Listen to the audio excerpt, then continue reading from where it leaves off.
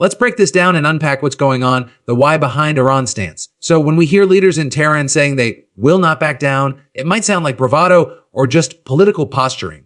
But the reality is there's a mix of history, strategy, identity, and pressure all wrapped up in those words. First, and this is important, Iran isn't talking about backing down because it wants war. Tehran insists that this is a defensive reaction to what it sees as military strikes against its territory. After the United States and Israel launched attacks that killed Iran's supreme leader and hit key sites, Iranian officials said they had no choice but to respond. That sense of reacting rather than initiating is central to how they justify their decisions domestically and internationally. Now, part of Iran's message is about sovereignty and dignity, two concepts that are deeply rooted in its modern political identity. Iranian leaders often frame foreign pressure as an attack not just on their military, but on their national pride, saying, "We won't back down," isn't just strategy, it's a signal to the Iranian population that their leaders intend to defend their nation's independence at all costs. There's also a strategic calculation in play. For years, Iran has faced sanctions, diplomatic isolation, and military threats, yet the government has endured. That survival, through internal challenges and external pressures, contributes to a mindset among hardliners that pushing back is both necessary and possible. At the same time, Tehran says its responses aren't meant to be unlimited or indiscriminate. Officials have publicly stated that Iran won't target neighboring countries unless attacks come from them, trying to draw a line between self-defense and regional escalation. Another layer is global optics. By refusing to back down, Iran positions itself not just against military threats, but in opposition to what it calls foreign interference. It's a narrative meant to appeal to parts of the world that are wary of powerful countries imposing their will, even if not everyone agrees with Tehran's policies or tactics. But here's the honest truth. Not backing down doesn't mean winning. It means being willing to endure, whether that's military pressure, economic hardship, or international criticism, longer than your opponent expects. And in a region as interconnected as the Middle East, that choice ripples outward. So when Iran's leaders say they won't back down, it's not just a slogan, it's a declaration about identity, strategy, and resistance under pressure. Whether one agrees with it or not, understanding why they say it helps us see the broader dynamics driving this conflict. When Iranian leaders say that they have reaffirmed their resolve in the context of the current war, it's not just a slogan or empty rhetoric, it reflects a combination of political signaling, calculated strategy, and deeply rooted beliefs about national sovereignty and legitimacy. Over the past several days, as the conflict with the United States and Israel has intensified, Tehran's top leadership has repeatedly made clear that they will not offer unconditional surrender, that they see external pressure as something to resist rather than yield to, and that they are prepared to continue fighting in defense of their interests. In a televised address, Iran's president rejected demands from the U.S. for unconditional surrender, calling such expectations a dream, and emphasizing that Tehran would only suspend attacks on neighboring states if those states refrain from striking Iranian territory, a formulation that demonstrates Tehran's intention to frame its continued resistance as defensive rather than expansionist. This stance is rooted in a long-standing narrative within Iran's political culture about defending national independence against foreign intervention. For decades, Iranian leaders have described their nation as having endured external pressure, sanctions, and threats from powerful countries, yet remaining intact. In the environment of the current war, Tehran's officials have reiterated that narrative, arguing that they did not start this war, but that they will determine its outcome. In one past statement, Iran's military leadership said that when the country faces an attack on its territorial integrity, the result and end of that war and aggression will be something we shape. The death of Supreme Leader Ayatollah Ali Khamenei in a combined U.S., Israeli strike, and the subsequent appointment of his son as his successor have reinforced the leadership's message of continuity and defiance. In back-to-back developments, the Assembly of Experts moved to install Mojtaba Khamenei, a hardline cleric with deep ties to Iran's security establishment, signaling a refusal to compromise with external powers. That decision has been widely interpreted as a direct rebuttal to Western pressure, and it reflects an internal consensus among Iran's ruling elite that they will sustain a confrontational posture rather than yield. Officials like Iran's foreign minister have taken this rhetoric further, publicly rejecting calls for a ceasefire and asserting that Tehran is prepared even for the prospect of a U.S. ground invasion. In recent interviews, he dismissed claims that Iran sought a pause in fighting and instead insisted that any end to the conflict must be permanent, not temporary, a choice that underscores Tehran's perception that earlier ceasefires were broken by actions they saw as breaches of trust, and that temporary truces would not bring lasting peace. At the same time, this reaffirmed resolve isn't purely about military resistance. Iranian leaders are also speaking to domestic audiences and to regional actors. By publicly committing to continued resistance and rejecting external demands, they are reinforcing a narrative of strength that is designed to preserve internal unity and deter internal dissent. Historically, Tehran has used the language of resistance to rally its population against what it frames as external threats, and that language becomes particularly prominent during times of heightened conflict. The way Tehran frames its determination also reflects its broader interpretation of national honor and dignity. For many in the leadership, backing down, defined as yielding to foreign demands without achieving clear concessions, would signal weakness. It would run contrary to decades of political messaging about resisting foreign domination. Whether or not analysts outside Iran agree with that interpretation, this internal logic helps explain why Iranian leaders are doubling down on statements of resolve rather than signaling a willingness to negotiate under pressure. Moreover, the continued reaffirmation of resolve has international implications, shaping how other countries in the region and beyond perceive the conflict's prospects. It suggests that Tehran believes it can withstand pressure long enough to shift the balance of political costs, and that it assumes prolonged struggle may create opportunities to recalibrate diplomatic relationships or test the unity of international opposition. In this sense, Iran's leadership is communicating both a psychological message that they are unbowed and a strategic one that they expect the conflict to continue until their conditions for a permanent end are met. When we talk about the escalation of this war after major strikes, it's essential to understand how a few critical events set the stage for a rapid intensification of the conflict. Over the past week, what had been a tense but relatively contained regional standoff turned into an open and multi-front conflict, primarily after targeted airstrikes by the United States and Israel struck Iranian territory. These strikes included attacks on military bases, weapons depots, and key installations associated with Iran's Revolutionary Guard Corps. The attacks were described by Tehran as direct acts of aggression, which prompted a formal announcement from the Iranian government that they would respond in kind to any further military action. The killing of high-ranking military and political figures, including the supreme leader, in these operations was a symbolic as well as strategic move, signaling to both domestic and international audiences that the aggressors were attempting to fundamentally weaken Iran's military and political leadership. The strikes also represented a major turning point in the perception of the war for both the Iranian population and the global community. Prior to these attacks, much of the tension was centered around proxy conflicts and regional skirmishes, which, while serious, did not pose an immediate threat to the Iranian heartland. By targeting Iranian soil directly, the United States and Israel signaled that they were willing to escalate to full-scale military operations, which dramatically changed Iran's strategic calculus. Iranian leaders, in response, emphasized that any further incursions would trigger comprehensive retaliation. They framed their response as both a matter of national defense and a defense of regional allies, creating a scenario in which even localized attacks could rapidly escalate into broader confrontations. This escalation was not merely a reaction to military strikes, it also reflected underlying geopolitical dynamics in the Middle East. Iran has long viewed Israel and U.S. military presence in the region as existential threats, and these strikes confirmed fears among Iranian policymakers that the West was willing to remove them from the equation entirely. In statements following the strikes, Iranian officials reiterated that they would not remain passive in the face of what they considered unjustified aggression. The decision to escalate was both reactive and preemptive, designed to deter further attacks while also signaling that Iran retains the capability to defend itself and, if necessary, strike back. This dual approach, defensive in justification but aggressive in capability, is a hallmark of Tehran's military strategy. In addition to strategic messaging, the escalation after these strikes had a clear psychological dimension. By conducting high-profile counterattacks, Iran aimed to maintain domestic morale and reinforce the perception that their leadership is capable of managing crises and resisting foreign pressure. Public opinion plays a critical role in shaping Iran's war policies, and demonstrating strength following such strikes is essential for sustaining internal support. Citizens witnessing decisive military action are more likely to rally behind their government, especially when faced with external threats perceived as unfair or disproportionate. The leadership's public speeches and media coverage emphasize that any retreat or passivity would be interpreted as weakness, which could invite further attacks from hostile powers. The nature of modern warfare, particularly in the Middle East, also contributed to rapid escalation. Strikes against key infrastructure and command centers are not isolated events. They immediately affect logistics, military readiness, and civilian perceptions. Iran's leadership understood that failing to respond decisively could allow the attackers to consolidate advantages, potentially crippling Iran's ability to project power in the region. In practical terms, escalation was a calculated necessity to preserve both operational capacity and strategic influence.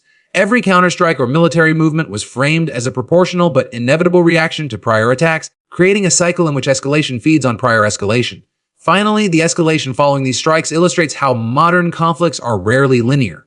A single event can cascade into broader confrontations, drawing in multiple actors and creating ripple effects across the region and globally. Oil markets, humanitarian concerns, and diplomatic efforts all respond to changes in military intensity. And the perception that Iran will retaliate decisively has already begun influencing international decision-making. Regional actors, from neighboring Gulf states to European powers, are adjusting their policies based on the understanding that the war has entered a more volatile phase. The strikes, therefore, are not merely tactical moves. They are strategic inflection points that shape the broader trajectory of the conflict. Iran has been very deliberate in how it frames its military actions in this conflict, consistently presenting its operations as defensive rather than offensive. This framing is central to understanding Tehran's strategy because how a country portrays its actions affects both domestic legitimacy and international perception. From the Iranian government's perspective, emphasizing defense helps justify retaliatory strikes, maintain internal support, and signal restraint to the broader world. By framing its military responses as a reaction to attacks rather than as aggressive expansionism, Iran is attempting to control the narrative and position itself as a sovereign nation defending its borders and citizens.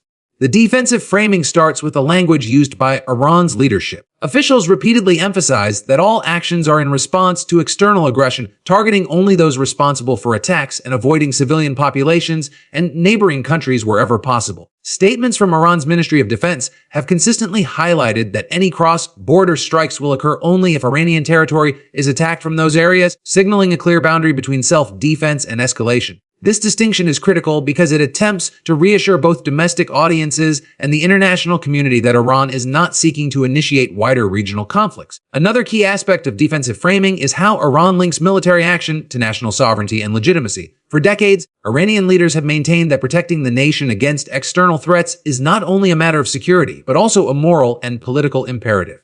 By presenting attacks as necessary responses to aggression, they tap into historical narratives about foreign intervention, colonialism, and resistance. This approach allows leaders to rally the population around a shared sense of duty and national pride, portraying the government as a protector of the homeland rather than a provocateur. The defensive framing also has a strategic dimension. By emphasizing that Iran is responding rather than initiating, Tehran positions itself to argue that it is morally and legally justified under international law. This is particularly important when engaging with global media, diplomatic channels, and the United Nations. Tehran's narrative suggests that it is constrained by necessity rather than choice, implying that any further escalation is a consequence of external actions rather than its own ambitions. This messaging is critical in shaping international perceptions and mitigating condemnation, while also signaling to potential allies and neutral parties that Iran's actions are calculated, measured, and constrained by principle. Internally, the defensive framing plays a psychological role. By emphasizing that the country is under attack and must respond,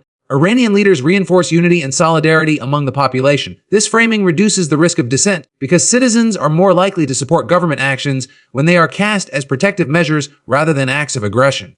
Political analysts note that in times of conflict, governments that successfully portray themselves as defenders rather than aggressors can maintain higher levels of domestic support even under significant economic or social strain. Iran is clearly leveraging this dynamic to sustain public morale and legitimize its military decisions. The framing also affects the broader regional perception of the conflict. Neighboring countries and regional powers are watching closely to see whether Iran's military actions are limited and proportional.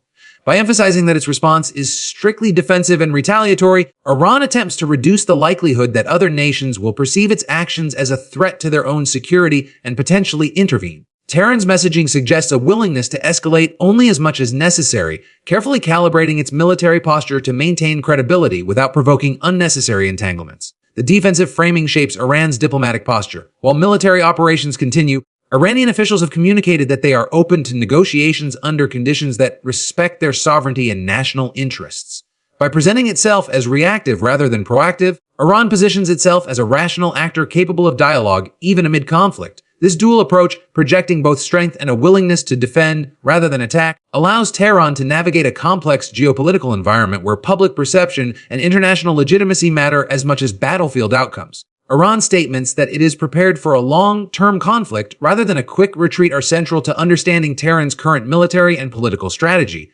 This stance is not merely rhetoric. It reflects decades of experience in dealing with foreign pressure, sanctions, and regional tensions. The leadership in Tehran has repeatedly emphasized that it possesses the resilience, infrastructure, and strategic depth necessary to withstand prolonged military campaigns. Iranian military officials have described scenarios in which the country could maintain operations for extended periods, stressing the durability of their defensive and offensive capabilities. By signaling a long-term approach, Iran is sending multiple messages simultaneously to its domestic population, to regional actors, and to international observers, illustrating that it views itself as a sovereign power capable of enduring adversity. From a domestic perspective, asserting readiness for a long-term conflict serves as a tool to consolidate public support. Leaders in Tehran recognize that citizens are more likely to rally behind their government when they believe the country is capable of resisting external pressure effectively. Iranian state media and public statements have highlighted the nation's historical experiences, referencing previous wars and periods of sanctions that tested the country's resilience.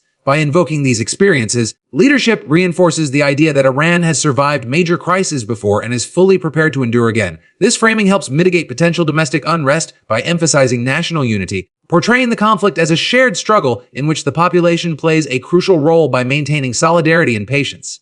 Internationally, the emphasis on long-term endurance functions as both deterrence and strategic signaling. Tehran aims to communicate that short-term pressure or limited strikes will not achieve the desired results of foreign adversaries. The message is clear: external forces cannot expect Iran to collapse quickly under military or economic pressure. By projecting the image of a patient, resilient state, Iranian officials attempt to discourage adversaries from overextending themselves and provoke caution in military planning. The underlying implication is that any action intended to coerce Iran into rapid concessions could be counterproductive, potentially entangling external powers in a protracted and costly conflict. Another aspect of the long-term fight narrative is Iran's investment in strategic depth and preparedness.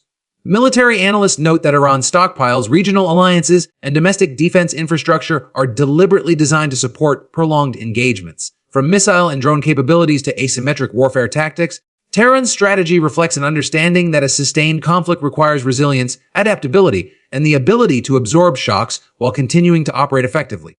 Public messaging about long-term readiness complements these practical measures, reinforcing the perception of a nation not easily intimidated or destabilized. Regionally, this long-term stance influences how neighboring states respond. Gulf countries, Israel, and other regional powers must factor in Iran's willingness to endure extended conflict when assessing military or diplomatic moves. The prospect of a drawn-out war adds a layer of caution, as no actor wants to be embroiled in a protracted confrontation with an opponent perceived to be highly resilient. Tehran leverages this perception to shape regional dynamics, signaling that it is prepared for sustained pressure and that any escalation will carry long-term risks for those seeking to challenge it. Economically and politically, preparing for a long-term fight also affects Iran's negotiation strategy. The leadership emphasizes that concessions or compromises must respect national interests and sovereignty, which is reinforced by the narrative that Iran can endure hardship over time.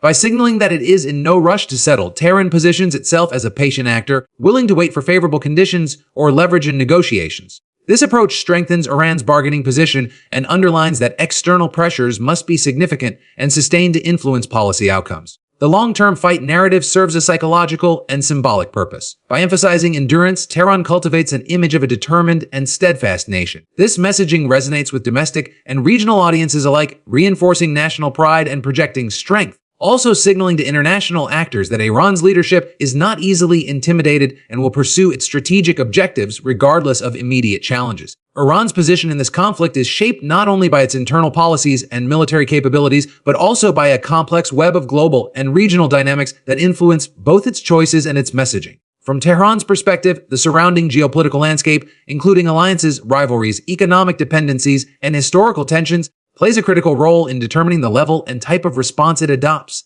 Iranian leaders frequently frame their actions as reactions to broader external pressures, emphasizing that their decisions are shaped by the need to navigate a world in which multiple state and non-state actors have competing interests. This approach allows Tehran to justify its strategies as defensive, even when those strategies involve high-risk operations, because they are portrayed as necessary to maintain sovereignty and regional influence. Regionally, Iran's position is heavily influenced by its relationships with neighboring countries and key players in the Middle East. Tehran maintains a network of alliances with groups and states that share strategic interests, from Lebanon's Hezbollah to various militias in Iraq and Syria. These alliances allow Iran to project influence and create buffer zones that enhance its security. However, the leadership must carefully balance its military responses to avoid drawing these allies into direct conflict unintentionally. For example, while Iran asserts that it will not target neighboring countries unless attacked from them, it still needs to demonstrate to allies and adversaries alike that it can act decisively to defend shared interests.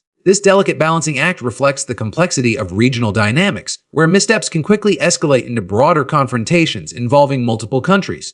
Global dynamics also weigh heavily on Iran's decision-making. Economic sanctions, diplomatic pressures, and international public opinion shape Tehran's calculations, influencing both timing and scale of its military responses. For instance, Iran must consider how its actions will affect oil markets, foreign investment, and trade relationships, as well as the likelihood of international condemnation or intervention. By understanding these constraints, Iranian leaders can craft strategies that maximize leverage while minimizing the risk of economic or diplomatic isolation. The leadership frames its resilience and willingness to endure as a form of deterrence, signaling to global powers that short-term pressure or isolated strikes will not compel rapid capitulation. Another critical factor is how Iran interprets the intentions and capabilities of foreign powers. Tehran closely monitors the United States, Israel, and European actors, assessing their military readiness, political will, and capacity to sustain long-term operations. These assessments shape Iran's own posture. As the leadership calculates whether certain actions could provoke overreach, prompt direct confrontation, or create openings for negotiation.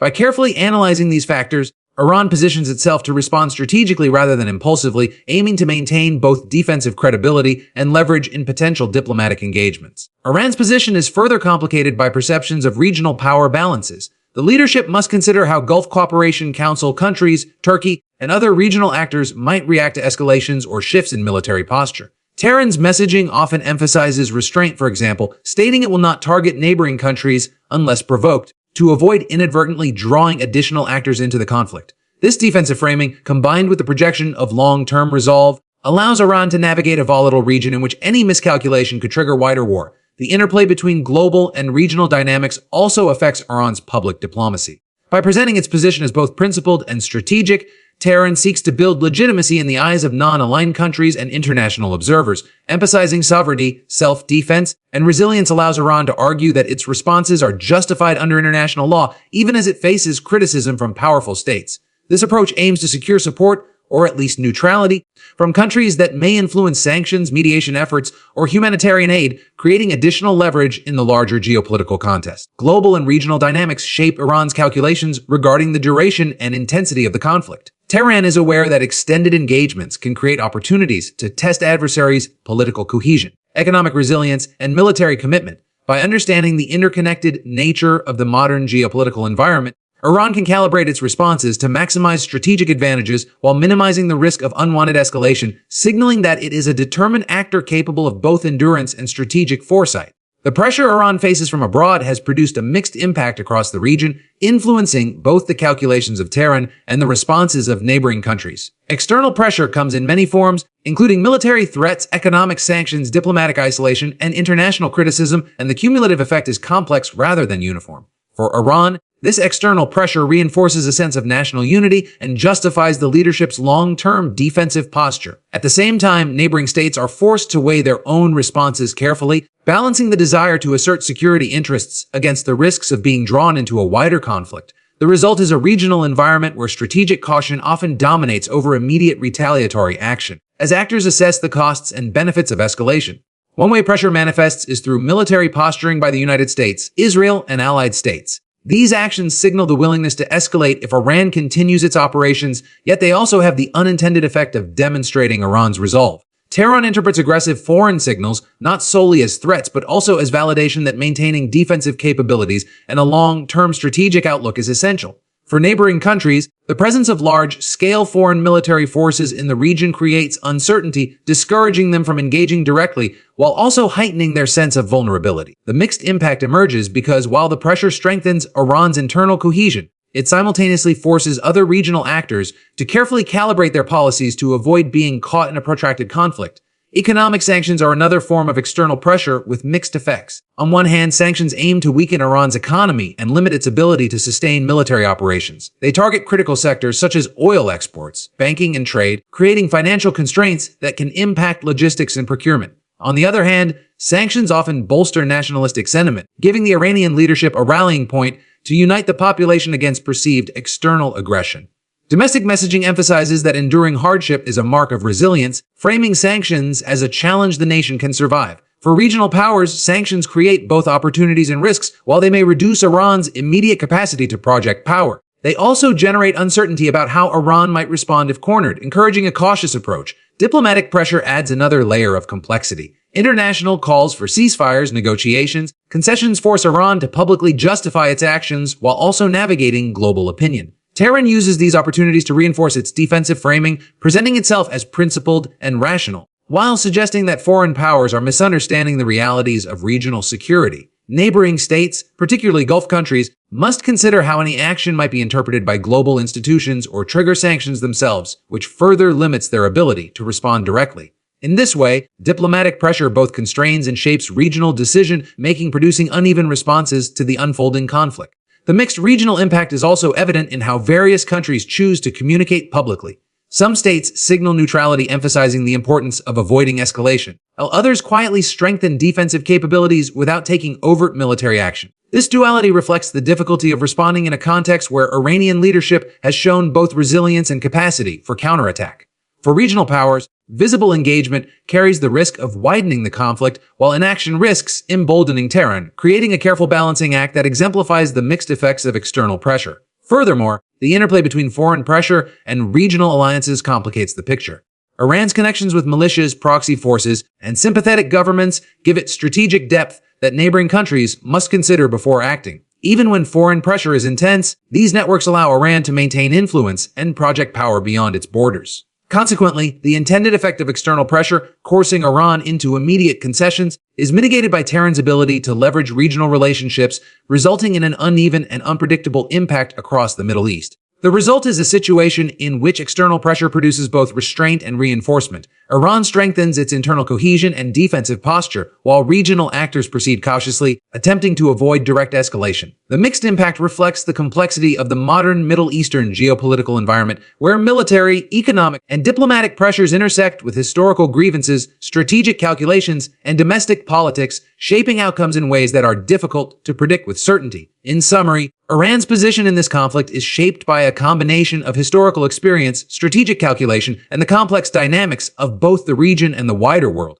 From reaffirming its leadership's resolve to signaling a willingness for a long-term fight, Tehran has consistently framed its actions as defensive, emphasizing sovereignty, national pride, and resilience. The escalation following major strikes demonstrates that Iran interprets external aggression as justification for proportionate response, while its careful consideration of regional and global dynamics reflects a sophisticated understanding of both risk and opportunity. External pressure, whether military, economic, or diplomatic, has produced mixed effects. It strengthens internal unity and resolve while encouraging caution among neighboring states. Ultimately, Iran's approach illustrates a strategic philosophy in which endurance, defensive capability, and careful messaging are leveraged to protect national interests, deter adversaries, and maintain influence within an unpredictable geopolitical environment, showing that in modern conflicts, perception and preparedness are as critical as force on the battlefield.